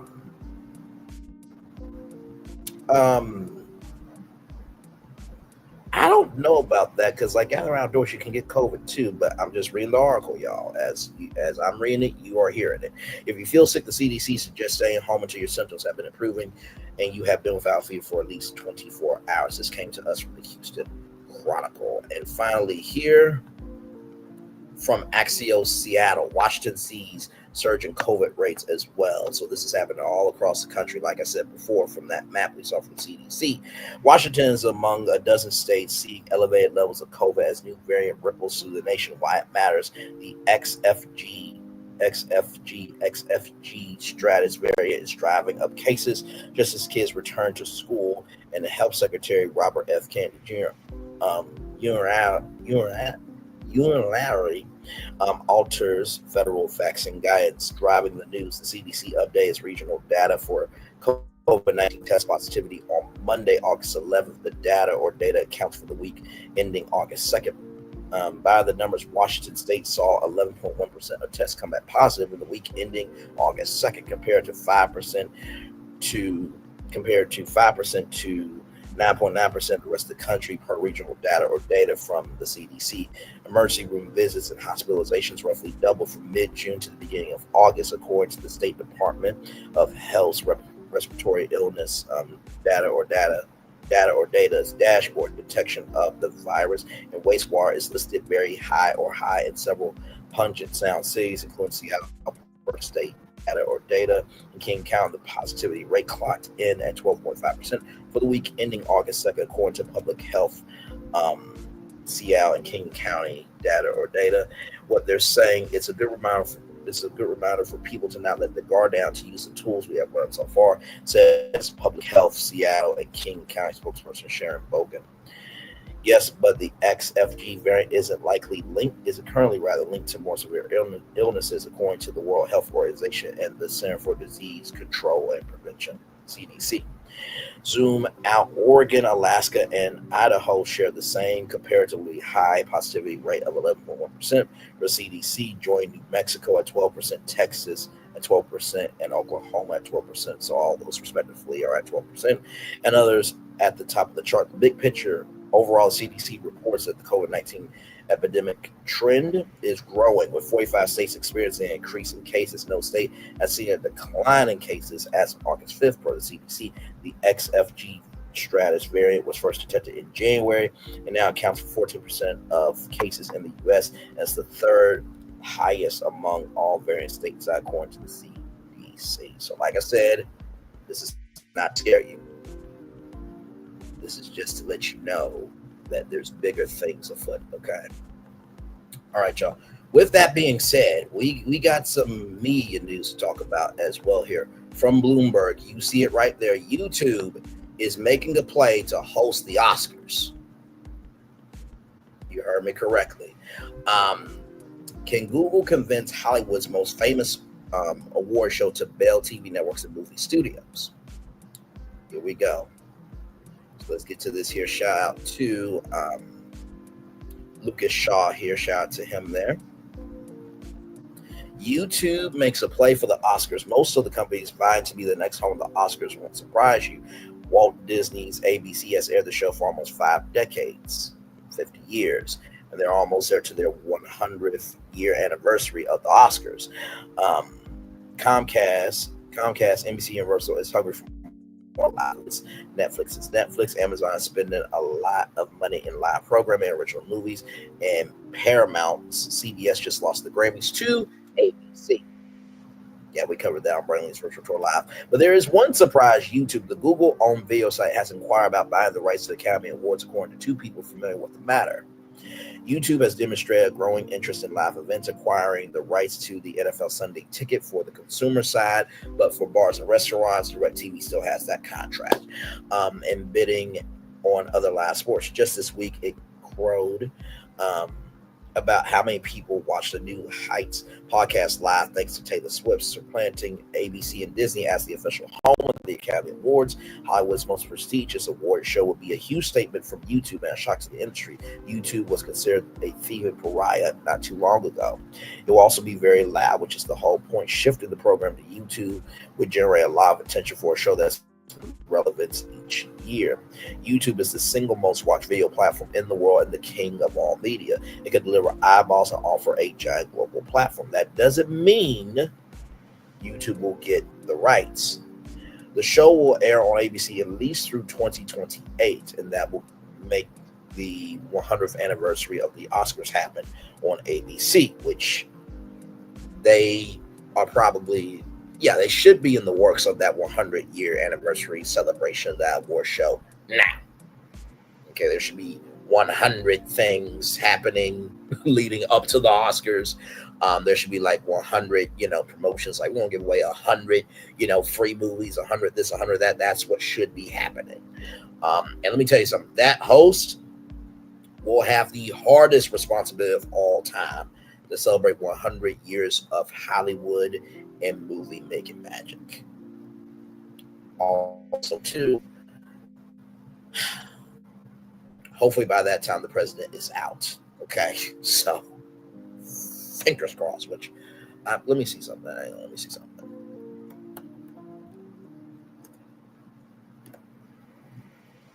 The Oscars.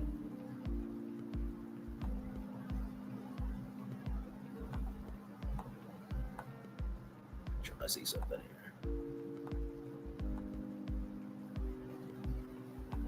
So 2025, 2026, 2027, 2028. Okay, so by 2028, okay, which is when the Oscars rights will be up, the president will be out. Praise be unto God who's able to keep us from falling, okay?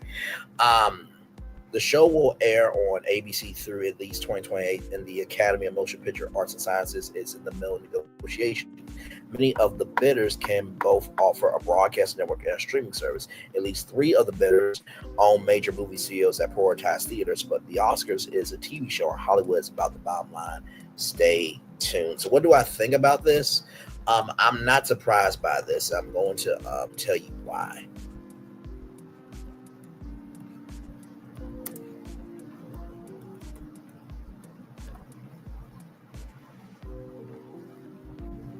So right here, show y'all this here, right here. I'm gonna show you. So here is this video right here from YouTube viewers. Watch this. For the first time ever, YouTube is exclusively streaming a live NFL game for free. The YouTube NFL Sao Paulo game is being streamed globally on Friday, September 5th, 2025, featuring the Kansas City Chiefs versus the Los Angeles Chargers. You'll be able to watch this game live on YouTube without a paid subscription. In the United States, you can also watch it on YouTube TV with a base plan membership. In this video, we'll show you how to watch the game on YouTube and YouTube TV across all of your devices, your phone, computer, and TV. We'll also cover exciting features like Watch With. There are 2 ways to watch the NFL Sao Paulo game featuring the Kansas City Chiefs versus the Los Angeles Chargers on YouTube. First, you can use the YouTube app on your smart TV or mobile device. If you don't see the YouTube app, you'll have to download it using the App Store on your device. When you watch the game on your smart TV, you'll experience the full power of YouTube on your big screen. Enjoy the game while using YouTube's unique viewing features. To watch, open the YouTube app. For some users, the game will be featured on your home screen. If not, use the search bar to look up NFL, and you'll see the game appear at the top of your search results. If you find the game before it starts, you can set a reminder. To do that, click on Notify Me to get an alert when the game goes live. Your other option to watch is to go to youtube.com/NFL. If you're searching for the game on your web browser, the game will appear as a card on the right side of your screen. Check out the links in the description if you're having trouble finding the game on YouTube. If you're based in the United States, you can watch the game on YouTube TV if you have a base plan membership. When you watch the game on YouTube TV, you'll get to use features like Key Plays, Scores and Stats, and use our fantasy football app integration for NFL.com and Yahoo Fantasy. To watch the game live, open the YouTube TV app, and the matchup will be featured on the homepage. You can also find the game by searching for it or going to the NFL page on YouTube TV. If you're having trouble finding the game on YouTube TV, check out the links in the description. Now that we got the basics down, let's talk about the Watch With feature and how your favorite creators are going to take your NFL game experience to the next level. Watch With lets you watch the Chiefs versus Chargers game alongside some of your favorite creators from around the world, providing unique reactions, hot takes, and commentary on the game. To watch the game alongside one of your favorite creators on your smart TV, follow these steps. Press down on your remote and click on the Watch With button while watching the Chiefs versus Chargers game. A list of Watch With streams will appear next to the main NFL game stream. Each Watch With stream features a different creator or personality that you can watch the game along with. Next, choose the Watch With stream you want to watch. Finally, the game will open in the video player with the creator alongside the game broadcast. To return to the main Chiefs versus Chargers stream, press the Watch With button and the game will appear at the top of the list. Note, you also have the option to go directly to the creator's channel to check out their Watch With stream while the game is live. In addition to Watch With, we'll have creators and NFL personalities as commentators during the live game broadcast. Be sure to stay tuned for the halftime concert in Sao Paulo, featuring live performances from popular musical acts. If you want to learn more about watching the NFL Sao Paulo game featuring the Kansas City Chiefs versus the Los Don't worry, Angeles I'm gonna have Chargers on commentary YouTube, after this check out the fine links black in the woman description. gets done here. Thanks for watching. So, it's really interesting that they're doing this, right? Because let's go back to the Watch With part, NFL right? game stream. So each Watch With. So, like she said, each Watch With stream features a different creator or personality, right? That you can watch the game along with. So, imagine, right, if the Oscars were on YouTube and you could watch the Oscars with Braylon Lee or Lovely T or Kimpire. Y'all, if you understand the moves that are happening around you, you'll understand what you're seeing in front of you. So just wanted to bring that to y'all attention. Now, this next story here is a little bit crazy, okay? From the New York Post, this is what I was giving an audible reaction about on Sunday. Pregnancy robots could give birth to human children in revolutionary game fruit and a game changer for infertile couples, okay? There's a robot for that. What a time to be alive. People are marrying AI robots, and now robots might soon be able to carry babies. Reportedly, China is working on designing a bot with an artificial womb, which will receive nutrients through a hose in its abdomen that will soon be able to carry a fetus for approximately 10 months before giving birth, according to Shedeur Biz. The pregnancy robot was conceptualized by Dr. Chang Jikon, founder of Kawana Technology, which is based in Gazun, a city in China. If all going to plan, the prototype will make its debut next year. For those struggling to conceive, hiring a humanoid to carry their baby will cost 100,000 won or $13,927.09, a price significantly less than a human surrogate, which can cost someone in the United States anywhere from $100,000 to $200,000. The artificial womb technology is already in a mature stage and now needs to be implanted in the robots and abdomens that a real person, the robot, can interact to achieve pregnancy, allowing the fetus to grow inside, Chufin told Chufin Biz. Many questions are still unanswered at this time, including how the egg and icing will be fertilized and inserted into the womb and how the bot will give birth. Obviously, with this sort of technology comes a lot of questions and concerns regarding ethical and legal issues. We have held discussion forums with authorities in Gowan Providence and submitted related proposals while discussing policy and legislation, the doctor said, addressing people's uneasiness towards this. Speaking of freaky bots, a humanoid was spotted walking around Fifth Avenue in Midtown Manhattan earlier this month, doing everything from grabbing a hot dog to trying on sneakers. The intent behind this shocking scene of the core branded by acting like a human New Yorker was to promote global asset management firm Crane Shares Global Humanoid by Intelligence Index ETF, which came out earlier this summer. I feel like I was witnessing firsthand the first light bulb or the first car, said Joseph Drew, head of market at Crane Shares. People were amazed, some people were terrified. It was a major mixed bag of reactions. Y'all, so here is that video here.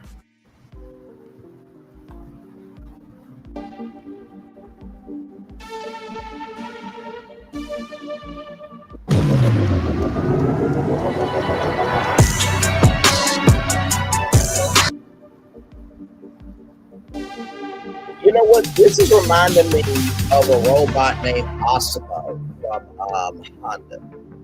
You guys don't remember Osimo? He was a very cute little robot. Was designed to be a health companion, actually. Because Big Hero 6 talked about this as well. Big Hero 6.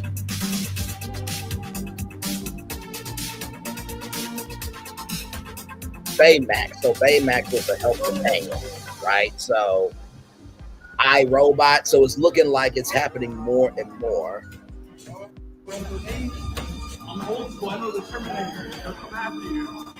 How do we check your suicide? The dog is like, what the hell? We went wide on you, Mr. Robot. We had to go a whole size bigger because he has a wide toe. And the brother's so serious about it. Oh my God. Look. Even robots are getting custom. You know? The future is here, okay? Speaking of the future being here, y'all, check this out from blacknews.com. Shedeur Sanders' first NFL game broke viewership records. Of course it did. Shedeur Sanders made his NFL debut for the Cleveland Browns on August 8th, drawing record-breaking preseason viewership. 22-year-old quarterback delivered 2 touchdowns and 138 passing yards in the game, watched by over 2.2 million viewers. The rookie quarterback, son of Pro Football Hall of Famer Deion Sanders, faced the Carolina Panthers under an unusually bright preseason highlight. The NFL Network, which is now owned by ESPN, pulled in 2,237,000 viewers according to Nielsen data or data via Sporting News. It was the most watched program of the night across all cable and broadcast channels. The game also drew a 0.61 rating in the 18 to 49 demographic at Bank of America Stadium. 71,205 fans filled the seats, nearly selling out the venue, according to WBLS, which is a New York R&B station there, legendary New York R&B station there. Sanders maximized his limited playing time, completing 14 of 23 passes for 138 yards, rushing for 19 yards and throwing 2 touchdowns. The Browns secured a 30-10 victory, but the spotlight remained firmly on Sanders' position to play, rather quick decisions and ability to extend drives.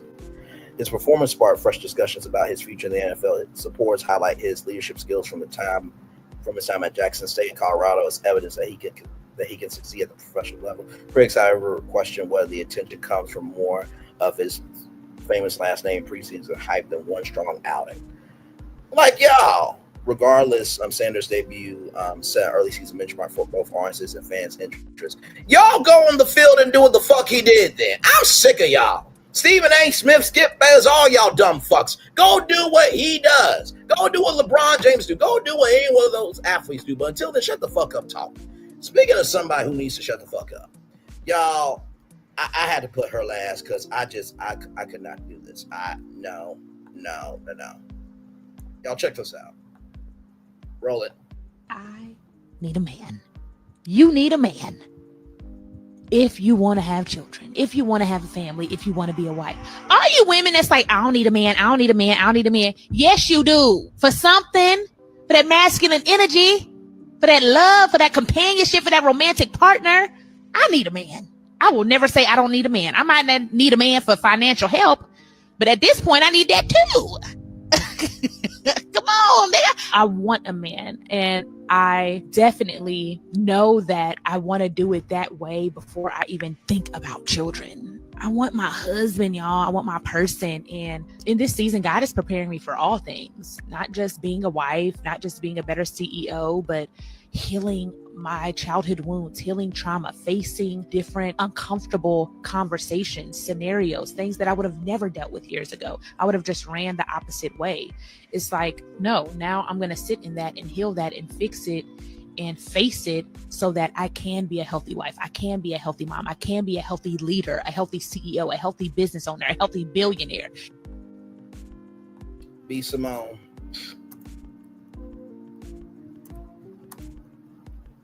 Now, I know you did not come out and say this, right? When you said this, right? Just want to play this. No shade. Can't have a 9 to 5. Shedeur, he can't have a 9 to 5. What? Why not? You don't have an honest job? I mean, he could be a hustling entrepreneur. So you want him to be you want CEO status? Yes. Okay, he can't So like he can't like clock in and clock out. No. Damn, I think B.Simone. entrepreneurs should date entrepreneurs. Okay, but still, there's people who have really good jobs with vocational skills. If he's a mechanic, I'm sure, but no, you're not gonna understand my lifestyle. You're not gonna understand why I'm up at 3 a.m. Damn, you making this you, harder for me. Okay, all right. You all know, right. he has to be an entrepreneur. A business owner. He getting one of them stimulus packages from Donald Trump, one of them small business loans, and he ain't buying jewelry with it. Or moving into that direction. Yeah. All right. Shedeur, he can't have a 9 to 5. So you heard what she said. Can't have a 9 to 5, right? But also, too, check this out, right? I have this opportunity and I called you and I told you about it. And you were just like, okay. And you called me back. I called her right back, y'all. I was And so you were convicted. I was so convicted. You were like, I didn't like how I felt when you told me that. And I was like, what do you mean? We went through all the emotions. She's like, are you angry? Are you sad? Are you jealous? I was like, I'm not jealous because I don't want what you have. I'm sad and I'm angry and I'm upset that I'm not doing it with me. Yeah. Like we're not working together. Anybody that's in my circle, I want to work with you. I want to put you on. I'm putting you in position. I like doing it together. You do. How can we do this together? How can we make money together? How can we build together? How can we grow together? How can we all pitch in together? So basically, her friend was going through a rough patch in her life. And B.Simone was jealous that she wasn't the one to provide the opportunity for her friend instead of just being a friend. And before that, you say you didn't want a 9 to 5, man, but now you want a man? Get the fuck out my face. If that's an option for a wife, it's gonna show my finger over here. By the way, if you see the shorts that came out from last night, that's why I did that. Happens all the time with shorts. But for the short, B.Simone, if that's an option for a wife, thank God I'm single. What the fuck is wrong with your ass? Child. Girl, go find the darkest corner and lay in it. This is giving pick me energy. Yikes. We all need each other, plain and simple, child. Girl, we need to know you. Girl, we know you need a man. At this point, it's your brand. Has she ever had a man? LOL. Pick me final boss. I would like to keep one in my basement. I promise to feed, bath, and walk him regularly. She's trying to stay relevant. Nene in the chat. She's always trying to stir up some controversy. How's she going to tell women what they need when she doesn't have anything she mentioned? Nuns don't have any of that. They just find serving God. Leave people alone. I fully agree, child. Y'all, that's y'all show. You don't get to ask for construction. Okay? When you've caused destruction. Okay, you don't get to ask for construction when you've caused destruction. You don't get to ask for construction when you've caused destruction. Okay? And finally, y'all, I wanted to bring y'all this story here from the Jasmine brand as well. Sterling K. Brown praises 14-year-old son's nonviolent response to being spit on, called the N-word. I would beat his ass. So this was during Roundtable for season 2 of his Hulu series Paradise, which you haven't seen. If you have not seen Paradise, check it out. He says, my 14-year-old son was in a soccer game when a young boy spat on him and he saw the spit. And he walks into the ref and goes, ref, this dude just spat on me. And the ref was like, I didn't see it, so I can't do anything about it. Though the ref didn't take action, Sterling said Andrew stayed calm and didn't react violently, even when the player later used a racial slur, rather. He continued, then afterwards, the young man came up to him, called him the N-word, just kind of kept it going. My son didn't tell me until after the game. I was like, yo, man, how come we didn't beat his ass? He was like, because that would have solved anything. He already did what he was going to do. The ref did not respond to or whatnot. I didn't want to make you more upset, which is why I didn't tell you after the game, acknowledging the difference in how he might respond to Sterling as. So he's a more involved person than me. I would beat his ass. First of all, right here, I don't care what anyone says, spin is automatic ground, is grounds for automatic ass whooping. Sir, with all due respect, you can teach your sons that kind of disrespect cannot be tolerated, especially after he saw the officials schools ignore how I know kids are probably thinking about not getting kicked off the team, but your self-worth is more important than any sport you could play. Absolutely. Like I said, shout out to Sterling K. Brown's son. I'm so sorry that happened to him. Just completely disrespectful. Brother Malcolm X said, teach your children who the real enemy is, or the enemy and his children will show you who they are. When you empower, elevate, uplift your child, you give them tools to be able to navigate throughout this world that isn't fair. Walking away is everything at times, but ass whooping sends a message. My folks would have crashed out in the worst way. That's so disrespectful. The spin alone must be on. So, just to go to show you, everybody is struggling with something. I'm going to turn off my camera now because we've done the whole show for over an hour. Yes, we have. Y'all, that's our show. Like I said, Latoya Cantrell, child, just step down, please. It's not worth for you to continue being the mayor of New Orleans, Louisiana. 47, you're a fucking piece of shit that shouldn't have been swallowed by your fucking mother. And you really gonna stop mailing ballot voting? Okay, child. Like I said, COVID is on the rise, but it's not to scare you, it's just to alert you. YouTube, with the Oscars being on potentially YouTube, that could change everything. Pregnancy robots, I don't know about that. That's going to be a little dicey. Shedeur Sanders making it do what it do. Very proud of you, brother. If you bring home the Browns Super Bowl, you'll be in the Hall of Fame forever. And B.Simone, stay to yourself, of yourself, and by yourself until you come complete. Because right now you're looking like a panhandler, a grifter, desperate, tragic, and a mediocrity. And Sir K. Brown, child, you have no right to your family.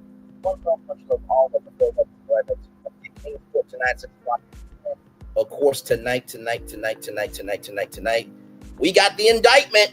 The bite made y'all guilty, and above all this, you will always love her because you're sausage and her seasonings, aka her essence, and you came together and had a festival. We'll talk about that tonight. One love, much love, all love, and Phil love is sending it right back to you. Bye, everybody. I thought I should tell you they've been talking about you. Yeah, they've been talking about you. They've been talking about the fact that they've done everything they could to stop you and everything they could to block you, but you still win. They've been talking about the fact that they have undermined your success and they have tried to sabotage your seasons, but you keep winning. They've been talking about the fact that even though they don't like each other, they get together to try to kill you, but you keep winning. They've been talking about the fact that you were voted least likely to succeed, but like cream, you keep rising to the top. They've been talking about how they tried to burn your world down, but like the phoenix, you rose from the ashes. They've been talking about you. And you know what they say? Oh, she's just lucky. He's just lucky. But no, you ain't lucky. You're anointed. You got something on you. You got favor on you. You got power on you. You were born to win. Now they can call it luck, but it's grace. They can call it luck, but it's favor. But whatever they call it, it doesn't matter, because you know what God calls you? Do you know what God calls you? A winner. I thought I should tell you that. Because here's the thing, a good streamer can find other content. Child, Brandon been over there doing his thing, minding his GD business, staying out of trouble, trying to get the folks some positive stuff to talk about. Besides lying all the damn time. Child, Brandon been over there doing his thing, minding his GD business, staying out of trouble, trying to get the folks some positive stuff to talk about. Besides lying all the damn time. Child, Brandon been over there doing his thing, minding his GD business, staying out of trouble, trying to get the folks some positive stuff to talk about. Besides lying all the damn time. Child, Brandon been over there doing his thing, minding his GD business, staying out of trouble, trying to get the folks some positive stuff to talk about. Besides lying all the damn time.